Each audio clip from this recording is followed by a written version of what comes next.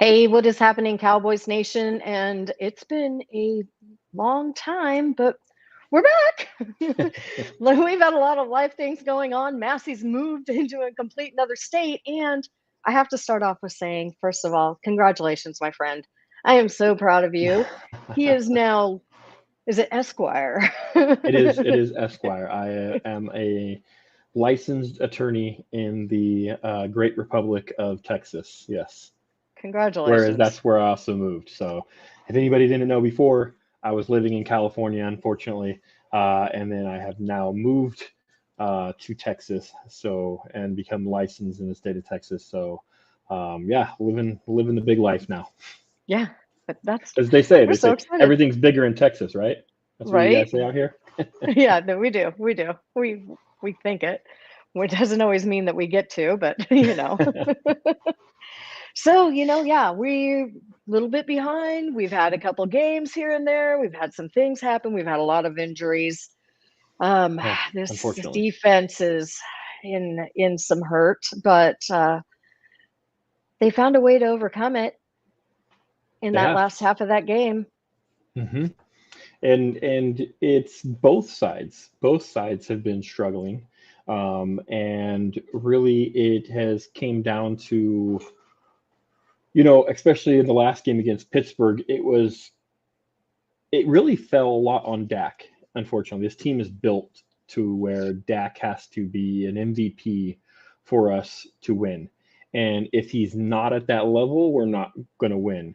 And you saw it in that game of the ebbs and flows of, hey, Dak throws an interception, like we're not doing anything. We're struggling, but came down to the wire.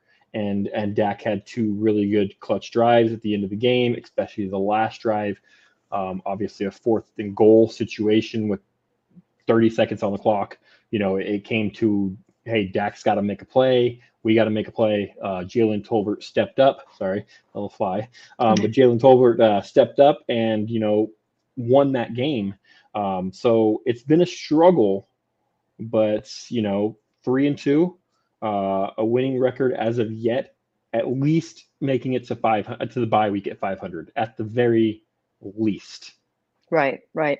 And I think you were absolutely right with it having to be MVP Dak. And we did see that in that last drive. That jump, Rico jumps in and gets stuffed. That ball goes loose, and Dak dives to save that because Oh that yeah, game is over. That game is completely over if he does not dive on that ball. I said So, it. I said it at the moment, a little bit after it happened, that Dak went from possibly losing us the game to saving the game, not right, only with the touchdown pass, but with that awareness and not just kind of fading off into the side after handing the ball off because his part's done. He handed the ball off, but he stayed there, kept looking, focused on Rico, saw that the ball was out and was able to react in time and get in there and save the game right there. Because if San Francisco guy was there right there too, so if he recovers, that's ball game over. right, We lose on right. the goal line, and that would have been heartbreaking. And I can't even think of the negativity and how Cowboys Nation would be feeling right now if that's how that game ended. Exactly. And it's probably I think it's a good swing of momentum for us, considering that, this was against the Steelers. It was an iffy game. We weren't sure what was going to happen. Now we're going into probably, I'm going to say this is going to be a harder matchup than the Ravens were for us, Yeah. personnel wise. And then, thankfully, we're going to have a bye week before we have to face the Niners. And that we'll get into the bye week and what's good about that in a little bit. hmm But it's I just want to point out real quick about that Steelers game before we move on is that yeah, the Steelers offense isn't great. They were still a 3-1 team, had only lost one game. That defense in Pittsburgh, that's a really, really good defense. So it as was much as number we've two harped on, run defense, the number yeah, two as run defense, and we found our run game. we did. And Rico, we finally decided, hey, let's Hmm. stop trying to share this equally and like pick a running Right. back. And we went with Rico, and he did a good job, and he ran hard. Hopefully that can continue. The blocking was a lot better from the offensive line, especially late in the game. It seems like that's a trend right now where the offensive line has started games a little shaky and has actually picked up and blocked a lot better in run and pass it later in the game. They block well. That's a really good Pittsburgh defense, and that's in Pittsburgh, which is never an easy place to go in and play. Right. They've got too many terrible towels flying around in that place. So, I think this is probably a good time because there was a player that stood out really, really well for me in that defense. And I think he's going to be extremely important coming in. And that's going to be Jordan Lewis. And he is one of those polarizing players on our team. And especially on X, people can either hate him or they absolutely love him. And you There's can't people who deny. never give him another break. They're done with him. Right. And he's coming off of, and it took him a while to come off. That was a serious injury that he suffered 2 years ago. And coming on, and it did take him a little bit to come in, but he had some great games last season. He's lights out this season. He is it. Let me say that I'm one of those people who have been very, very critical of Jordan Lewis. I actually like the Jordan Lewis pick out of Michigan. And I was one of those people clamoring for him to play more when Richard didn't really like him, wasn't playing him. I was one of those people clamoring, hey, we need to get Jordan Lewis on the field more. And then when we did get him on the field more, it wasn't a great product. He struggled a lot. And I criticized him a lot. And I'm blocked by Jordan Lewis on Twitter because of that criticism. I am not. But I will say, like, I'll be right up there in the front of the line in that he has done a complete 180. He has turned it around. He has proven me and a lot of his critics wrong. And he's starting to put together playing what I thought he could do when he came out of Michigan. And it's honestly like he's been great. He's been arguably one of our best defensive players this year. And just to tell you that, just some quick stats for him right here. He has only surrendered 11 receptions for 61 yards on the season, and he has a negative 17.9 EPA allowed. That is the best mark on slot cornerbacks in the entire NFL. That is how well Jordan Lewis is playing right now. So we got to give the man his flowers. And as they say, man, we proved against a guy with George Pickens last week. He proved, as they say, he's got that dog in him. He does. He's got that dog in him. Yeah, he absolutely does. And Joey Porter Jr. That wasn't cool. But yeah. The one great thing with Jordan playing at the high level he is now, do you know what's going to happen this game, this weekend, that we have waited and we have not had because of injuries? I'm worried it might not happen, though. I think, okay, so he was full participant, and we are going to be week around Deron Bland. Yeah. And that could be a rest thing. We're not sure. We don't know. He was listed as questionable. Yeah. We have a potential of Deron Bland being on the field at the same time as Diggs and JLew. And even if he's on a snap count this weekend, we still inevitably probably have the best three on the field in the NFL. It's a trio that's really, really good. JLew, as I said, he's playing the best among any slot cornerback. We know what Diggs can do. Teams are not throwing at Diggs. Yeah, they are avoiding him. Throwing at Diggs. There is what was it, 3 targets this last game went his way? That was it. Throwing at Diggs at all. They've been picking on the other outside corner, whoever that may be, whether it be Booth or sorry, I'm going to butcher his name. I'm not good with names, but AO.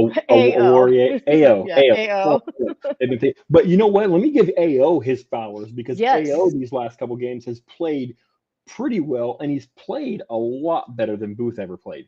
So AO, shout out to him because he's actually played surprisingly well. And I remember our guy Brian Bottas. I remember the draft show. when he was coming out of the draft. Brian was high on him, thought he was a good player. He hasn't really put it together in the NFL yet. Kind of been a journeyman since then. But he has actually stepped up and played well for a guy who nobody expects to play well coming in as the 5th cornerback. And just to add that the happiness that our secondary could bring us, Kalen Carson is full practice. We may have seatbelt locking in along with these guys. I think it's going to be interesting see what their rotation is, because I think AO has actually played better than Carson was even playing. Right. But I think there'll be a good rotation with both of them. And I love Carson. So I think Carson has a ton of potential. So this isn't a knock on Carson at all. This is more praise towards AO and how well I think he has played. Yeah. But it's going to be fantastic, because if we're going to go 4 wide, depending on the matchup, we've got either one of those puzzle pieces to put into it. So, and you're going to have to with Detroit. Right. Yes. Yeah, we are. And we'll get into that too. But so yeah, that's I'm rather excited, and I understand he's going to probably be on a snap count, and that's the best thing that we could be doing with him on this. But then this is another one of the bye week things. We'll know where we're at. Is he okay? Does he need some more rehab work? Is he, he's going to get some rest and then be able to come back. I do hope he does get some reps, because it would be good, just even if it's limited reps, just give him some reps out there so we know, hey, he's got the feel of it when we come off the bye week against San Francisco. He's not just in there for the first time this season. He's actually had a few reps already. So hopefully they can get him something. He's feeling up to it, and we can get him some reps on Sunday. I agree. Let's go through this injury report. While we've been talking about yeah, a little bit. I mean, yes. Yeah, we do. So, Marquise Bell, bless his heart, his mom taught him to share, and he shared his little illness bug with Trayvon, and that's why Trayvon wasn't practicing today. So it seems to be one that goes pretty quickly. I'm hoping they're telling Diggs to stay out of the building so he didn't give it to anybody else, and it ends there and it doesn't go through, like they're all licking doorknobs. So, and then we've touched on Deron Bland, Case and Carson, Tyler Guyton, back as a full practice. And what do you feel like that's going to do towards our offensive line? I think you go back. They're going to go back to the 5 that they had starting the game last week. You're going to have Guyton on the left. You're going to have Smith at left guard, Blastoise in the middle. You have the president, Martin at right guard, and then you're going to have Steele on the tackle. I know people have been clamoring for, hey, move Smith out, bring in Bass, move Guyton out to right tackle. They're not going to shuffle that much. They're just not. That's a ton of shuffling the offensive line. I know that I hear the argument of that's your best 5 guys or whoever you want on Guyton and Steele. I hear that argument. I'm just telling you, they're not going to shuffle. They've already said it. They're not shuffling the line that much. So you're going to have the original 5, and you're going to see how it goes. I'm not ready to move off of Guyton off left tackle. Late first-round tackle picks, you're going to have struggles. You're going to have that. He needs to work on his feet better. His feet are his issue. And when he gets his feet right, he can block. When his feet aren't right, it affects everything for him. And he gets in trouble, and he holds. And that's the argument. Would you rather him hold and get the penalty, or would you rather him just let the guy blow by him and destroy Dak? So he's got to clean it up. He's got to clean up his feet right now. And once he gets that sorted out, he'll be a lot better. But I don't want to give up on him already 5 games into his rookie year. Like, we know there's going to be growing pains with guys like this. So give it time. He's got tons of potential. He's going to be a really good pick. But if you followed me during draft season when we picked him, I said this, like, this isn't a pick for 2024. This is a 2025, 2026, and beyond pick. He's going to have his struggles.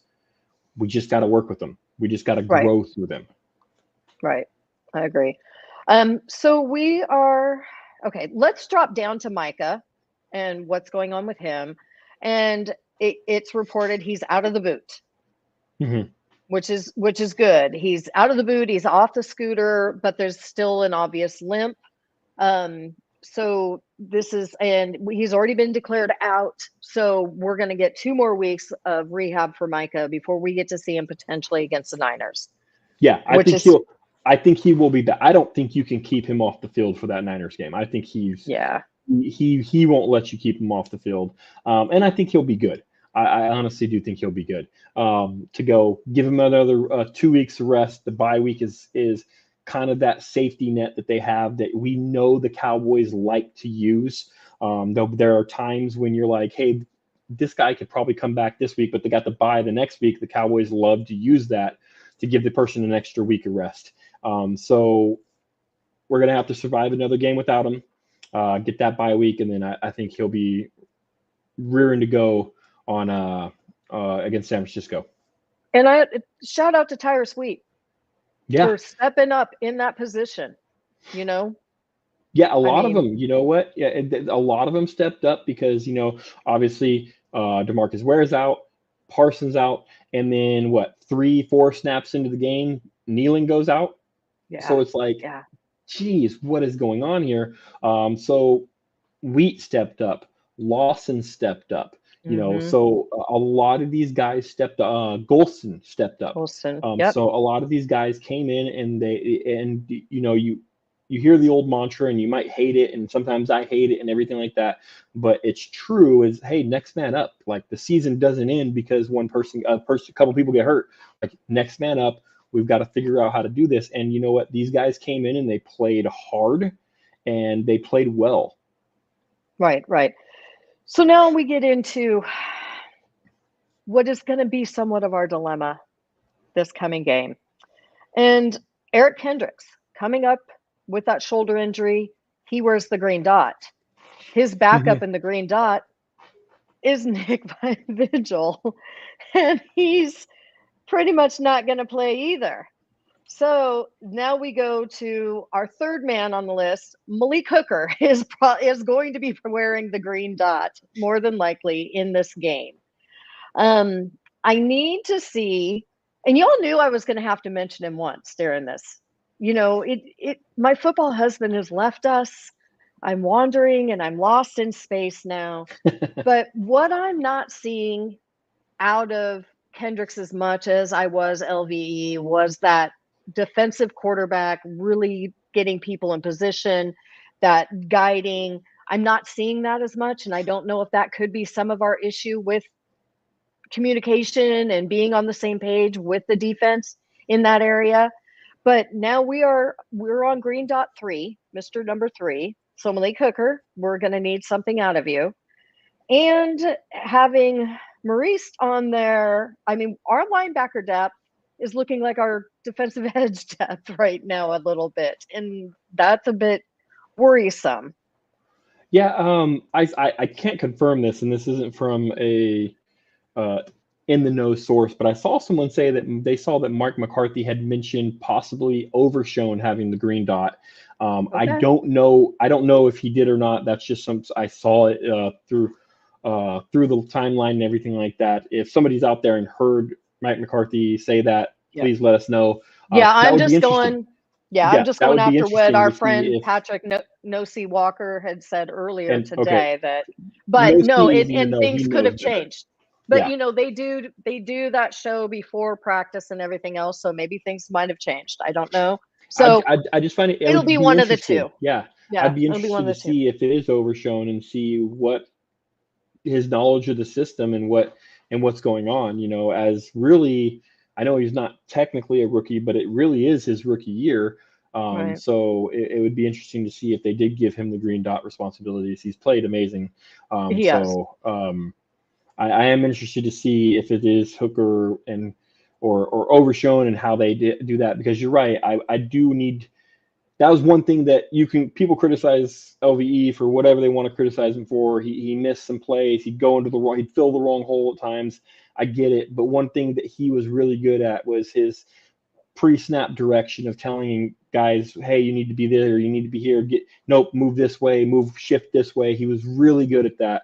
And when we lost him last year in San Francisco, that was a huge issue the rest of the year.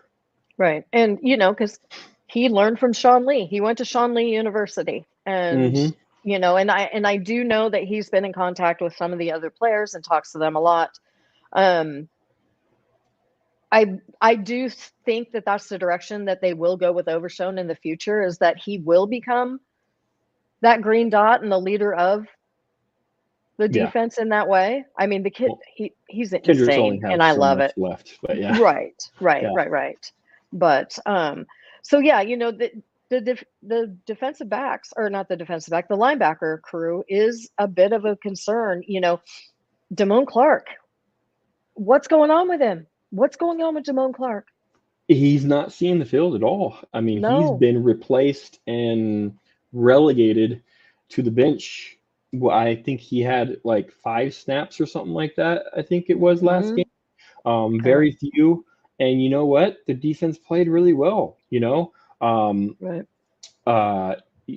Kendricks has done his job for the most part.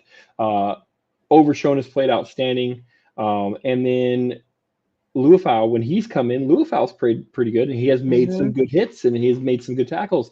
So he is kind of, to a guy, Clark, who I was really high on out of the draft and thought, we got this huge steal late in the draft because of his injury and everything like that.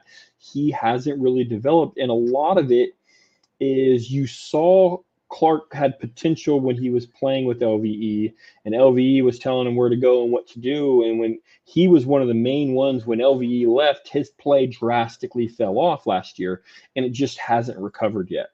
And I wonder if he is lacking that kind of guidance out there on the field that LVE was giving him, because he was showing potential.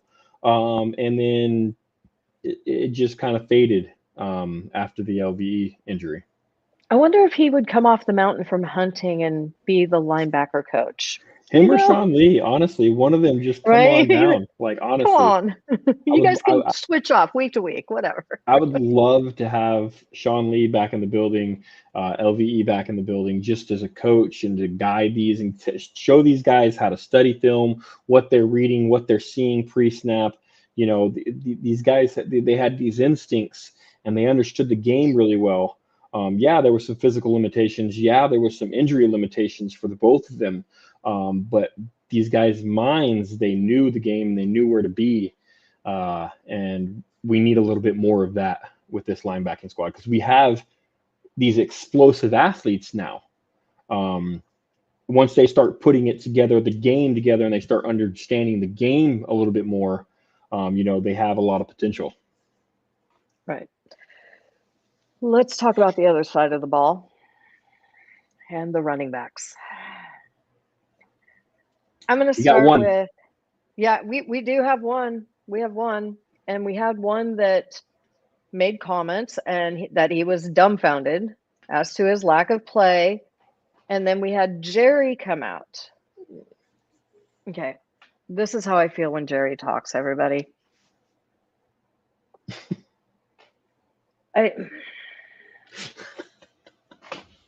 Jerry is going to owe me Botox.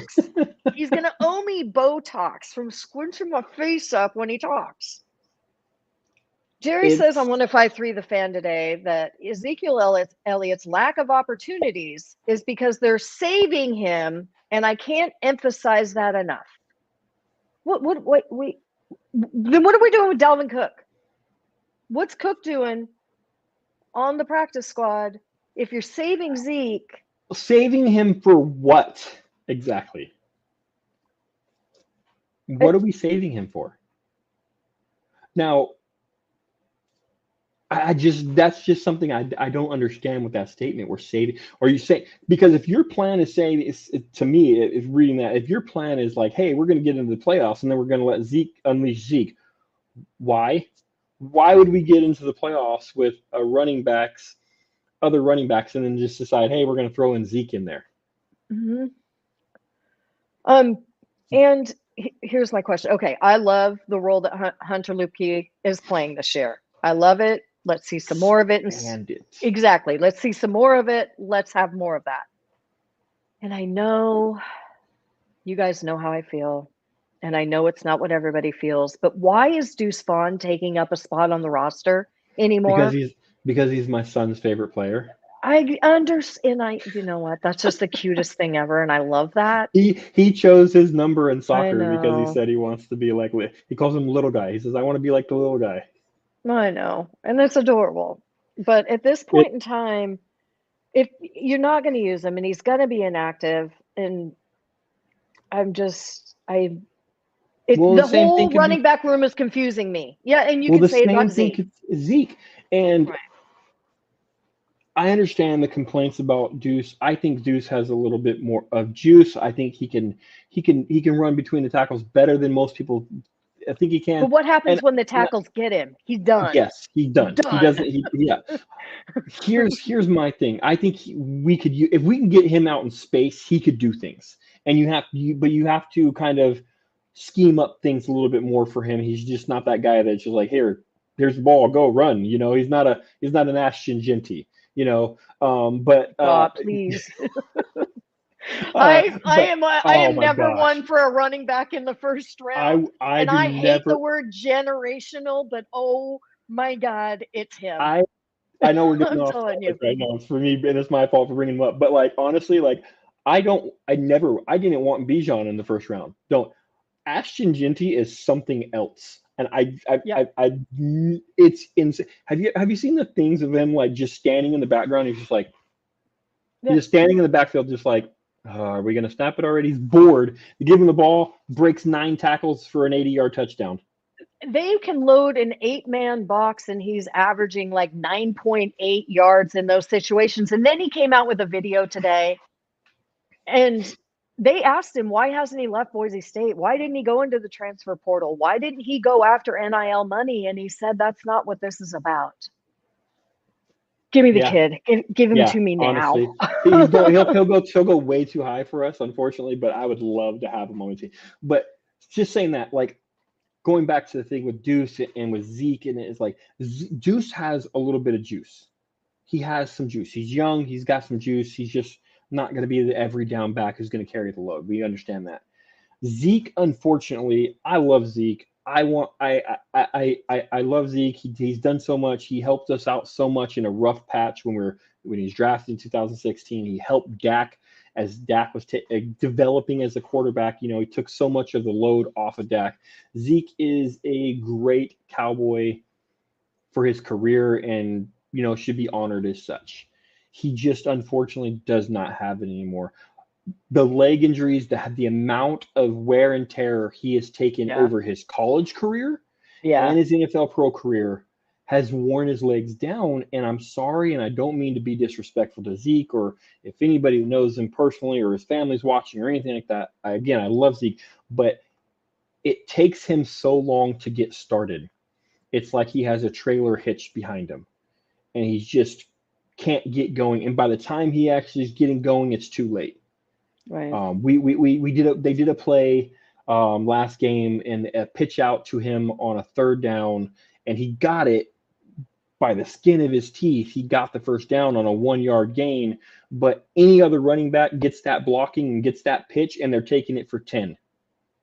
Mm-hmm. And it's just he can't get to those holes quick enough anymore. This is the NFL. We know the hole. There's a hole. It closes quick. Right. And so yeah, he's a bruiser still. He could block. He could pass block 100%. He could pass block 100%. He could do these short yardage goal line carries. But the problem we're running into is that Hunter Luepke is better at both of those than him. Yeah. So what do you do? Yeah. You brought him in and saying people who wanted Zeke, they're like, hey, he could be a goal line back. He can be short yardage back. But Hunter has proven to be better. Mm-hmm. And Hunter can also catch out of the backfield really well. I love that kid.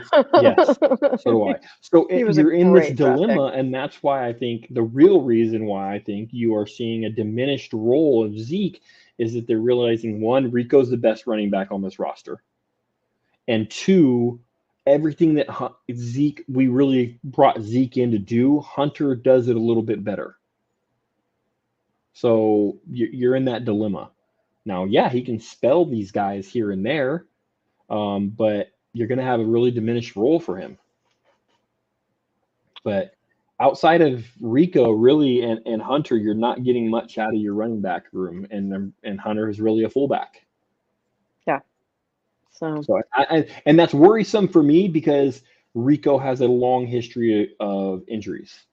right. So if Rico goes down, what do we do? I mean, is it Dalvin Cook time? I Is was that gonna when say you we're bring gonna up Dalvin Cook? Is that when Dalvin Cook? I mean, I don't know. Maybe that's what they're saving Dalvin Cook for. Is like, hey, if Rico goes down, like we have to have another.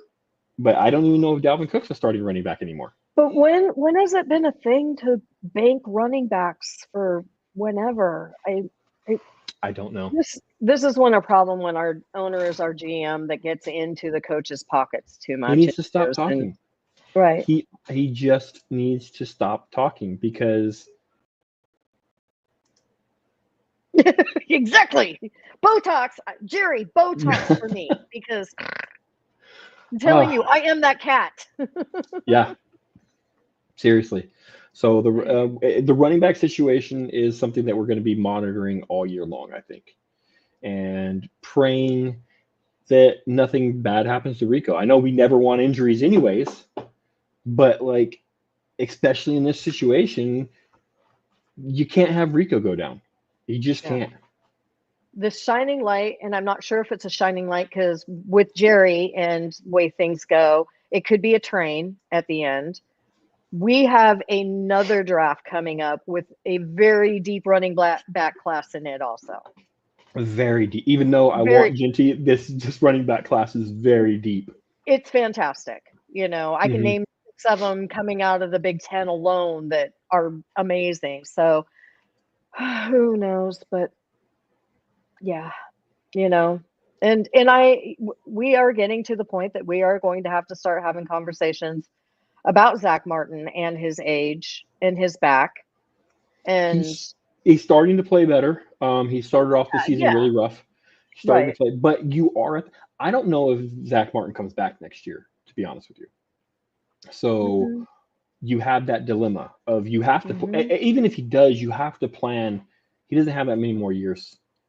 So you have to plan for his eventual replacement. I think and I hope that we have his replacement in Bass, but we'll have to see a little bit further on that. But yeah, I don't like thinking about that. I don't either. That's been a position that we just have not had to worry about for a long time, you know? Yeah. It's been really nice not to, it's like, oh yeah, we got Zach Martin. That part's fine, you know? And then now it's going to change. But we'll cross that bridge when we get to it. So now that we've talked about the running backs, let's talk about that wide receiver room. Big shout out to Jalen Tolbert. Huge. Huge. He was at that point where this was his game that he had to show what he was, or everybody was going to constantly keep questioning if he was ever going to be that guy. Yeah, definitely. You saw it even if you watch the sounds of the sideline. You saw it in the soundline when he made the big. It wasn't the touchdown catch. It might have been a touchdown catch, or it was a big catch down the sideline. I'm not sure which one it was, but basically CeeDee Lamb came up to him on the sideline and basically said, "Hey, you grew up today. You grew up today." Yeah. You know, like and we've been waiting for that. We've known he's had this potential to put these games together. He just hasn't, and he did against a really good defense. You know, and to sprain your nuts and then come back and catch the game-winning touchdown pass. You know, that's big because as our male audience can tell you, man, if you sprain your nuts, that can keep you down for a little bit. And to come back the very next play, catch the game-winning pass, like kudos to you because that's a rough injury. And we have to thank Osa Digizua for the fun bits always through all the sounds of the sidelines. He's great in those. Got to be the funniest guy on the team right now. Osa's great, yeah. So now, okay, so because until Jalen Tolbert showed up, we were pretty kind of worried about wide receiver too. And now with that news coming out that Brandon Cooks did have to have his knee cleaned up, it kind of explains a lot as to what was going on with him the 4 games prior, Yeah, because he wasn't that same guy that he normally he wasn't is. But explosive. Yeah, yeah, now we know why. yep, So with him getting it cleaned up, and I hope this infection, and I hope everything goes, smoothly. He's got the next 4 weeks off to get healthy now that they have put him on IR. yeah. And Unfortunately, the so bye week does not count in that, right, right. but but we'll get him back after that. Yeah. So we'll Um, see him. We'll see him we should see him by Thanksgiving. yeah. And So I think the best thing that came out of this Pittsburgh game was not only Jalen Tolbert, but you saw Turpin playing well and Turpin making some big catches. Turpin, that huge catch down the seam, beautiful throw by the seam god Dak. Like you know, we need that from them. And then obviously Ferguson, we've known about Ferguson. He's so reliable. He's the new Jason Witten in our offense. He's just right. reliable and he's going to make plays for us. But with Tolbert and Turpin coming alive, we've seen that teams, what they're doing to CD is they're just bracketing him, always double Hmm. teaming him. They interviewed Mike Tomlin before the game. He basically said, "Hey, we just got to make sure Lamb doesn't beat us. Like Right. that's our goal. Lamb doesn't beat us." And they're bracketing, they're double teaming, having say. There was one play I was watching where they had the opposite safety at the snap come down to CD Lamb, and immediately, like they're just looking for how to cover and bracket CD Lamb, and that's what's been killing our offense is that nobody else has been stepped up. Nobody else has stepped up. And now, if you can consistently, I know one game, but if you can consistently have guys like Tolbert and Turpin getting open like that and making those plays, you're going to take away the ability of those defenses to bracket Lamb, and that's going to free up Lamb. And we all know what Lamb can do when he's freed up and what Dak He's and dangerous. that connection could do. Exactly. And so hopefully with some better play calling, some better route concepts from Mike McCarthy, we saw more motion finally from Mike McCarthy in the offense against the Steelers. So you saw the offense play a little bit better. So you get that, you get those better route concepts. Tolbert, Turpin making plays, making catches, freeing up Lamb a little bit more to not be constantly double teamed. And this offense can probably start to jump start and kick it into gear like they did last year. And it took like week 5 or 6 last year to really get jump started too. I don't know why we're doing this. I don't know why we went back to a Some Stoltz. people say it's because they don't play anything in preseason, but they're doing these Maybe, scrimmages now. maybe, I don't know. but we Yeah. started last year really bad, and we started this year. But the problem with that I had is that stuff we were doing at the second half, well, second 3 quarters, uh, the last 3 quarters of the year last year, we stopped doing. We weren't doing in the beginning of this year. So I'm wondering, like, why did we revert back to the stuff that wasn't working at the beginning of last year? Why don't we just continue on with the stuff that was working at the end of the year last year? So hopefully we saw a little bit of that against Pittsburgh. Hopefully that continues and Mike McCarthy stays on that path because right now we don't have a true number 2 wide receiver. Can No. Tolbert fill that role? That's a big question. He took a big step in that direction on Sunday, Yeah. but on Sunday night. But we got to see if he can consistently do that. Yeah. Because we did bring in a couple of wide receivers. I almost thought we might have my little speedster husky on the team. They brought in Dante Pettis. They must not have liked what they saw because And they brought in a guy we've all been clamoring for a long time, um, Denzel Mims, and right, didn't sign that him.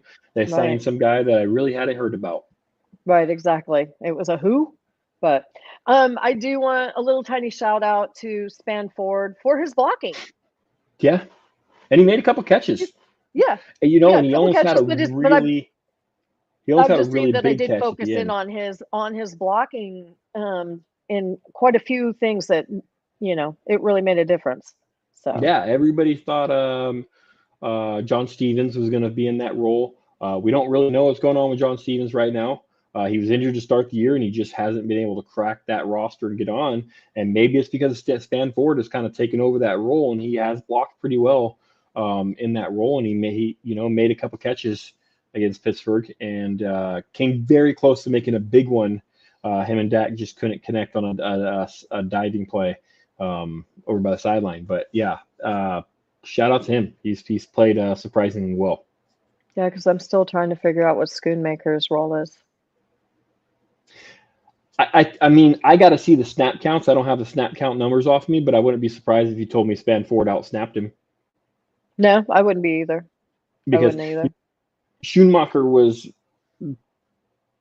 billed as this guy who's a great blocker, who's already the best blocker on the tight end blocker on the team, and then who has the athletic ability to be the best receiving tight end, and he's neither right now, and he's not even top 2 probably in those categories. Let me see if I can find his snap count. I'm wondering, honestly, like you said, what is his role on the team, and do we waste another second-round pick, as we seem to love to do in wasting second-round picks? Right. I don't have the individual game. I just have the season. He's only out there 32% of the time. He's out there, and 29% of the time on special teams currently. So what is Span Ford out there on? I mean, he didn't really play at the beginning, but still. Let me pull.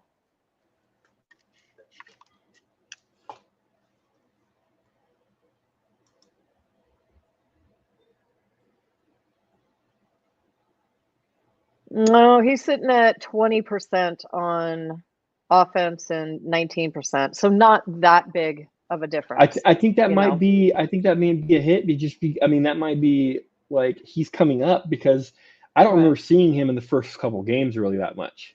No. So I think he might be out snapping him in these last games, and I think he did. If I had the individual numbers, if somebody else has them, please post them, or let us know. I would love to see that. But I would be willing to bet he probably did out snap him in the Pittsburgh game, or at least evens. Right. And then, like you said, it leads you back to the question of why is he on it? What is he doing for this team? He's not producing. That's what I know. Right. Yeah. Let's dive into the Lions game. Yep. Everybody take a deep breath. This one's gonna be a tough one. I'm not gonna lie. This one's gonna be a tough one. It is.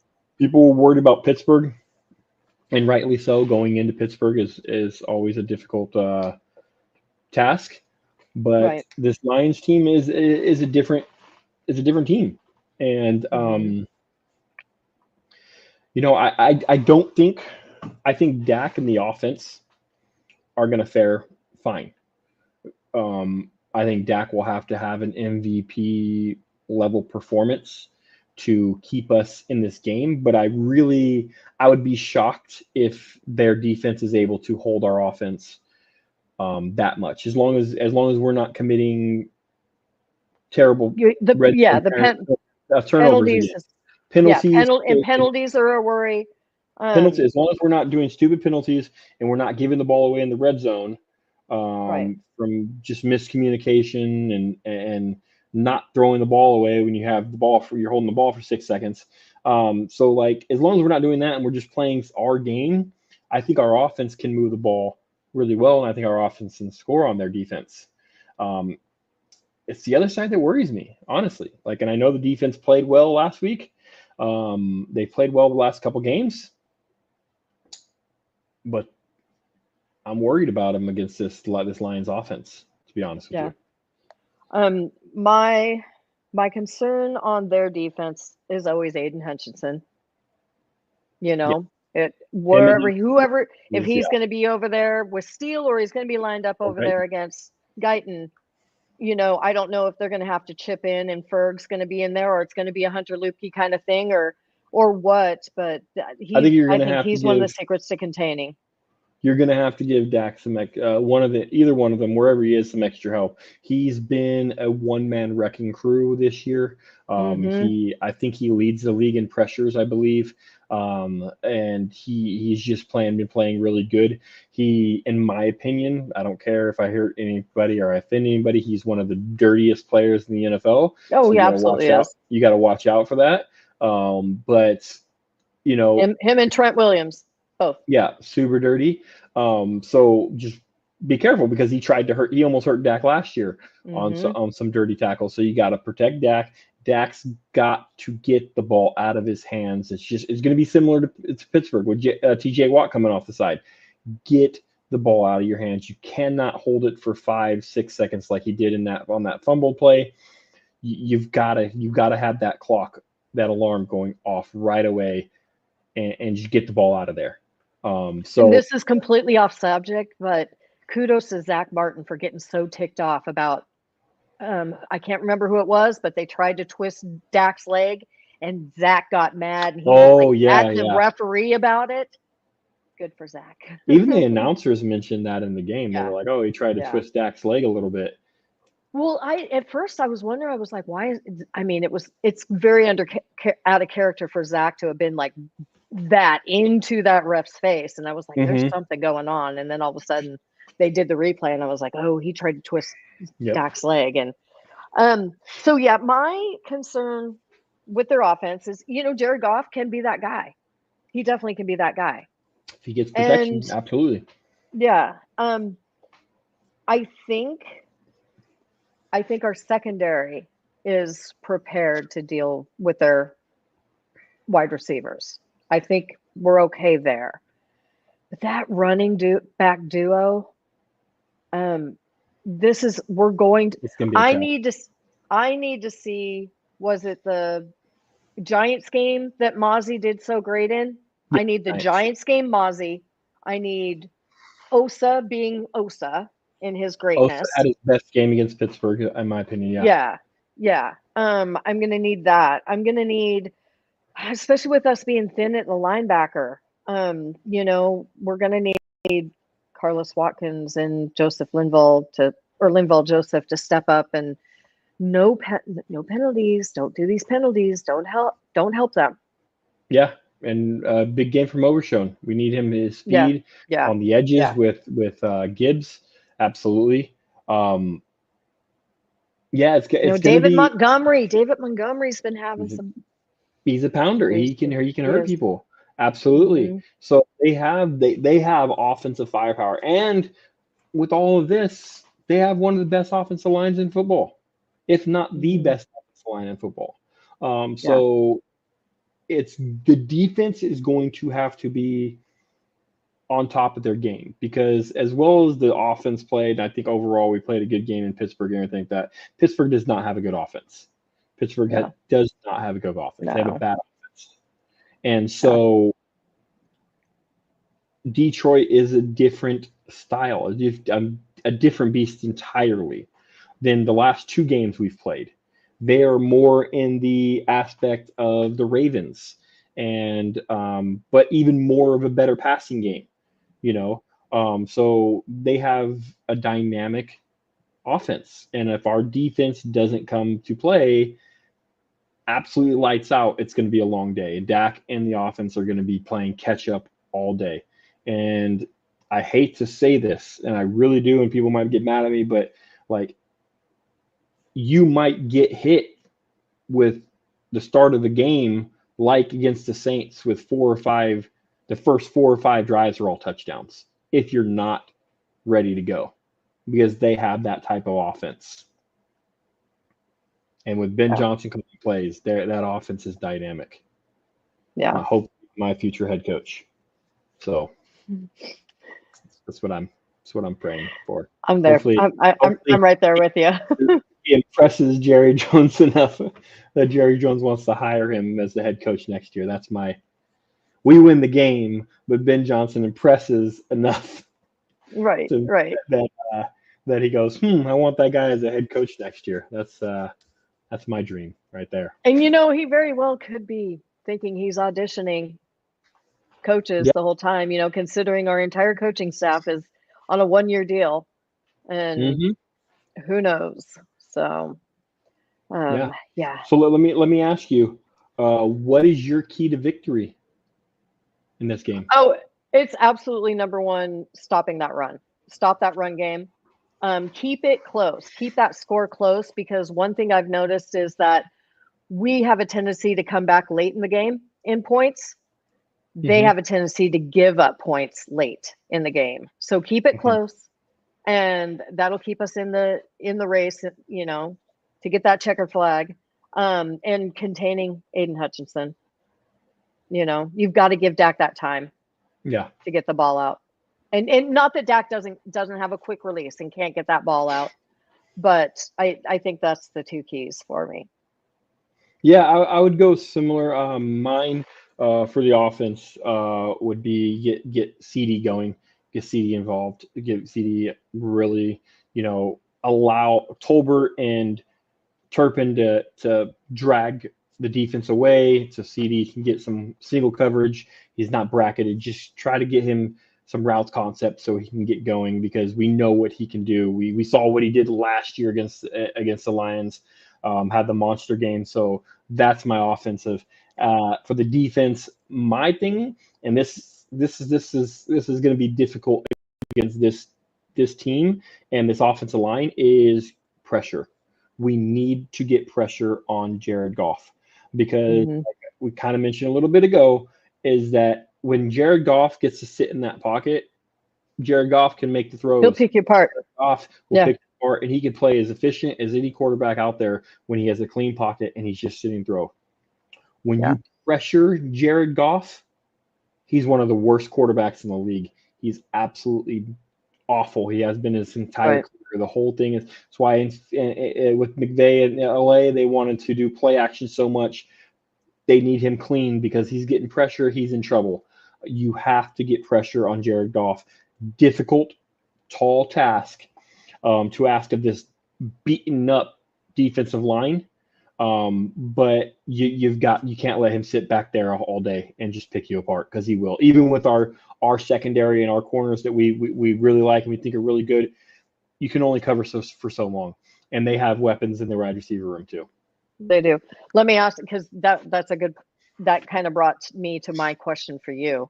Um, do you have Diggs travel with Amon-Ra St. Brown, or That's a good one. I'm gonna say no, and the reason why I'm gonna say no is because I think they have so many weapons that you need good receivers on everywhere, and then also the fact that Jordan Lewis is playing so well in the slot. We don't need right? Diggs to travel into the slot. And then especially if Bland is out there, if Bland's out there, depending on how much he plays, if Bland's out there, I don't really need Diggs to travel, because Bland is a solid cover corner, as we know. So I wish Bland was completely healthy and 100% and ready to go. We'll Yeah, see what he is on a snap count. If it's Carson out there, maybe you have Diggs travel not into the slot, like travel the outside corner spots, but you just kind of have to look at that, and that's kind of, that would involve a lot of communication, like, oh, he's Amon Ra's right, in the slot, JLew, you got him, I'll go out here, so right, that might be a little bit more confusing with the communication, and it could lead to a mistake. But I don't think it's necessary unless just one guy is just getting killed by St. Brown. Unless like right, Carson's out there or AO's out there and it's just not going good, then maybe you make that switch. right, right. Um,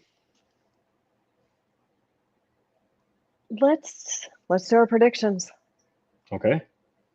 All right, let's do the predictions. If you guys have any, we like to do some bold predictions, and we like to do the game prediction. If you guys have any predictions in the chat, just throw it out there. Let us know. We'll throw it up on the screen with what you got. So do you want to go with the bold prediction, Cam? We can go with our bold prediction. And Okay. my bold prediction is we are going to get that pressure on Goff. Okay. and Trayvon and JLew both get interceptions out of it. Okay. Okay. You know, 2 interceptions. it might be wishful thinking, but I'm going with it. Okay. I like it. I like it.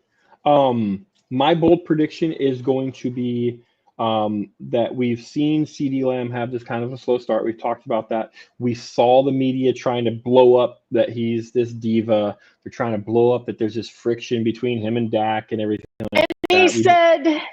said, jump Forward. ball, I got you. I mean, I don't. The You don't even drama. have to be professional at lip reading to see that. That was so obvious, like a jump ball I was for, like, like, oh my God, the drama. but they're creating this drama. We saw what Lamb did to him the Lions last year. I'm gonna say Lamb goes to another huge game.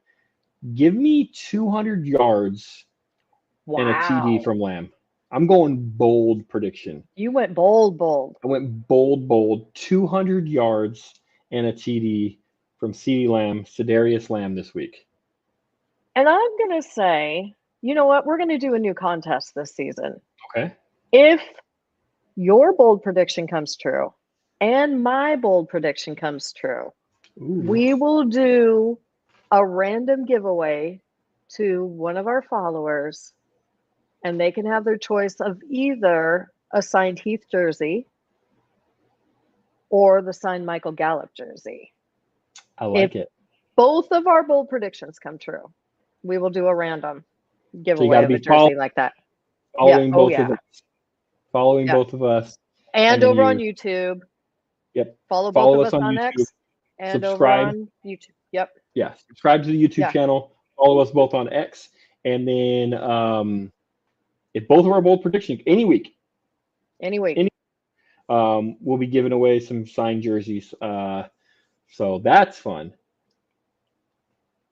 I like that. I actually like that. And also throw it in there. We'll be revamping our game prediction score. Two people last year won t-shirts from Twisted Gorilla. Basically, I put out the question. Hey, what do you think the score is going to be before the game? If you nail the score exactly, it has to be. You have to pick the right team with the right score. So if you say 21-20 Cowboys and it's 21-20 Detroit, you didn't get it wrong. I'm sorry. I mean, you didn't get it right. I'm sorry, it's wrong. You got to nail the score and you got to nail the team that wins. So do that. You win you win a shirt on us, and that'll be the competition there too. And then we'll keep doing these competitions throughout the year. So keep watching, and we'll have more competition throughout the year. And also, you want to see if you got the bold prediction. We get the bold predictions right as well. So that'll be a good one. So let's go ahead and get our game predictions. We have a couple minutes left. Let's go ahead and get our game prediction. What do you got for us, Cam? It's going to be a close one. It's going to be close. I feel it. They've got that in there, got it in them. I am going 31-27 Cowboys. Wow. Okay. Mm-hmm. Okay. Mm-hmm. All right, Cam. All right. I can't believe this happened because my score was literally 31-27 Lions. Oh, that's wild. We do not discuss.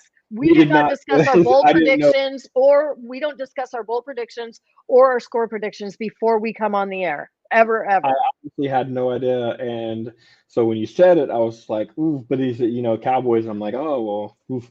I actually got the Lions coming out on top. Unfortunately, I don't want the Lions to come up top, and I pray and hope that Cam is the right score and not me. So I hope that she nails it. I don't, but I do have it 31-27 Lions. I think they hold out. And then be prepared for a week of trash talk from Detroit fans for saying they got us back for last year and everything like that. I hope and pray that does not happen, and that's completely wrong, and that Cam is right. Because obviously I want to go into the bye week at 4-2 and not 3-3. That's going to help us out because we got San Francisco coming right out of the bye week, and that's going to be huge. So that potentially puts us in a really bad spot. So hopefully we can get this victory. Hopefully we can go into the bye week on a high note, because you don't want 2 weeks of just sitting there sulking in loss. So yeah, definitely.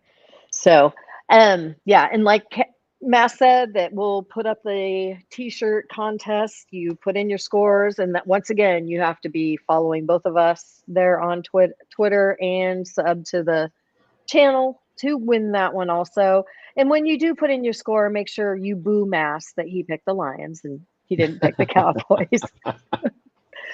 Yes. We do have a little news that we're going to just touch on it briefly. But we have it's our old crew, but we're doing a new thing. And we've come together with some of our favorite people. And there's a lot of good people in it. A lot of good people. And you will be able to come to us. We're going to have all kinds of different shows. I might even have a NASCAR racing show coming up on it. I know that we're going to have some fantasy football talk. We might have some betting talk. We're definitely going to have some college football in there. And like I said, we came together and we are now part of the sports crew. And very soon you will be seeing all kinds of stuff across the board. You know what? I think they're even going to talk about that basketball thingy. Oof. I'll stay away from that basketball one. Yeah. I'm trying to avoid it. But University of Washington is doing some big things with Danny Sprinkle and Great Osbar. I mean, they're doing some things, and I'm like, and because of my job with writing for the Husky Wire, with USA Today, I do have to act like I know basketball and write about it occasionally. But yeah, I stay away from that stuff now. Yeah, LP and those guys are so much more. They're so smarter about it that we're gonna just let them handle the basketball thing. So absolutely, but like Cam said, there's going to be a lot of more shows coming out, not just covering the Cowboys. There's going to be other sports involved, and different aspects of football as well, college football. So there, and like I said, there's some really, really good and talented people that are joining this. So keep your eye on the ball. Keep your eye out for that, and you'll see some more announcements in the near future. Yep. So yeah, look for that contest. Everybody have an amazing weekend. I'm going to have to say go Huskies because we're playing Iowa tomorrow, and it's going to be a rather tough game for us. And I can't believe I have to say this, but I have to say go Ohio State. Over Oregon, yes. Go Ohio State over Oregon. I have to say it. But I'm still living my high from us beating Michigan. So that was redemption. That on the same day that the Huskies got redemption from the Natty, Kalen DeBoer led Alabama to its worst loss ever. So to Vanderbilt. Oh my goodness, yeah. Yeah, those kids are living their best life. They were living their best life. Absolutely. Well, thanks everybody for tuning in. Look for us next week. And if you aren't already subbing, do that. Yep. And once again, congratulations to Massey for all the great new changes in your life. Thank you. I appreciate it. And if you need legal representation, let me know. All right, everyone. Have a good one. Go Cowboys. Go Cowboys.